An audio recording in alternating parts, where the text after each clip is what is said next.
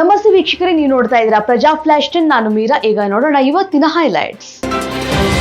ವಕ್ಫ್ ವಿವಾದ ಸಂಬಂಧ ಬಿಜೆಪಿ ನಾಯಕರ ಪ್ರತಿಭಟನೆಯ ನಡುವೆಯೇ ರಾಜ್ಯ ಗೃಹ ಸಚಿವ ಜಿ ಪರಮೇಶ್ವರ್ ಖಡಕ್ಗೆ ಎಚ್ಚರಿಕೆಯನ್ನ ನೀಡಿದ್ದು, ವಕ್ಫ್ ಹೆಸರಲ್ಲಿ ಶಾಂತಿ ಕದಡಿದರೆ ನಿರ್ದಾಕ್ಷಿಣ್ಯ ಕ್ರಮವನ್ನು ಕೈಗೊಳ್ಳಲಾಗುವುದು ಅಂತ ಹೇಳಿದ್ದಾರೆ.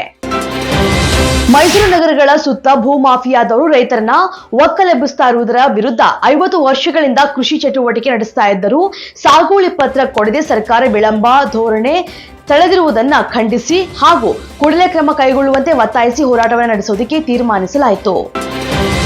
ಸಹಕಾರ ನಿರ್ವಹಣೆ ಪದವೀಧರರಿಗೆ ಉದ್ಯೋಗದಲ್ಲಿ ಮೀಸಲಾತಿ ತರುವ ಬಗ್ಗೆ ಪರಿಶೀಲಿಸಿ ಕ್ರಮ ತೆಗೆದುಕೊಳ್ಳಲಾಗುವುದು ಅಂತ ಮುಖ್ಯಮಂತ್ರಿ ಸಿದ್ದರಾಮಯ್ಯ ಭರವಸೆಯನ್ನು ನೀಡಿದ್ದಾರೆ. ರಾಜ್ಯದ ಗ್ಯಾರಂಟಿ ಯೋಜನೆಗಳು ರಾಜ್ಯ ಸರ್ಕಾರದ ಮೇಲೆ ಹೊರೆಯಾಗಿಲ್ಲ ಎಂಬ ಅಚ್ಚರಿ ಹೇಳಿಕೆಯನ್ನ ಮಾಜಿ ಮುಖ್ಯಮಂತ್ರಿ ಹಾಗೂ ಕೇಂದ್ರ ಸಚಿವ ಎಚ್.ಡಿ. ಕುಮಾರಸ್ವಾಮಿ ಹೇಳಿದ್ದಾರೆ.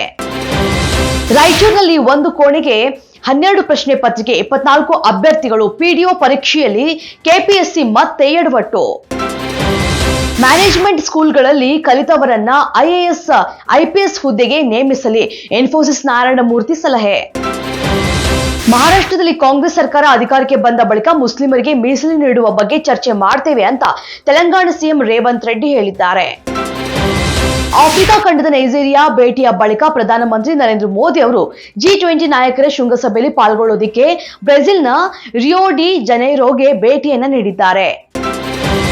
T20 ಕ್ರಿಕೆಟ್ನಲ್ಲಿ 10,000 ರನ್ ಪೂರೈಸಿದ್ದಾರೆ. ಇದರೊಂದಿಗೆ T20 ಕ್ರಿಕೆಟ್ನಲ್ಲಿ ಕಡಿಮೆ ಎಸೆತಗಳಲ್ಲಿ 10,000 ರನ್ ಪೂರೈಸಿದ ವಿಶ್ವ ದಾಖಲೆ ಮ್ಯಾಕ್ಸ್ವೆಲ್ ಪಾಲಾಗಿದೆ.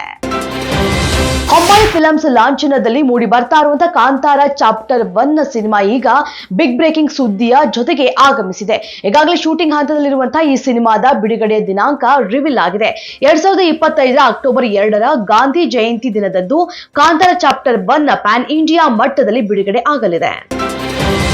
ಇದಿಷ್ಟು ಇವತ್ತಿನ ಪ್ರಜಾ ಫ್ಲಾಶ್. ಇನ್ನಷ್ಟು ಅಪ್ಡೇಟ್ಸ್ಗಾಗಿ ನೋಡ್ತಾ ಇರಿ ಪ್ರಜಾಧ್ವನಿ ಟಿವಿ.